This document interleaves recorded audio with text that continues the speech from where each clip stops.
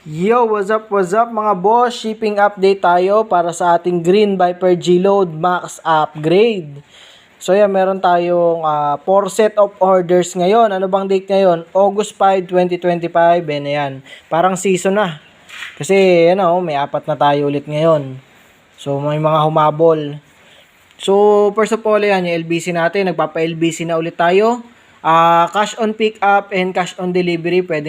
Ayan, nakabalot na. Pero hindi ko pinak ng maigi kasi baka titingnan ng LBC kasi binubuksan nila maigi. Tapos meron na akong naibalot na isa, 1ml set, pero nakapak na kasi. Sa JNT, diretso na to. Hindi na nila tinitingnan. And ito pa yung mga humabol natin, 1ml set. Ayan, di ba? Tapos 2ml set. So, bali, tig 1ml daw paghiwalayin para madali daw ibukod kasi dalawa sila ng tropa niya. So ayun, ipabalot ko na rin yan para i-shipping ngayon. So yun nga, and still available ang ating Green Viper G-Load Max upgrade. Proven and tested na to mga boss since 2022, and ngayong season nagpapa-order na ulit ako. Kahit saan sa Pilipinas kaya ipadala to mga boss.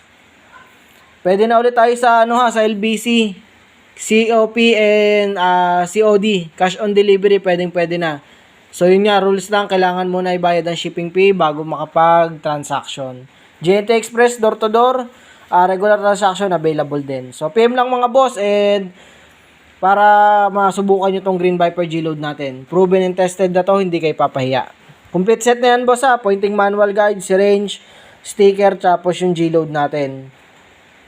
So yun, have a good day mga boss. Ingat sa mga laban. God bless.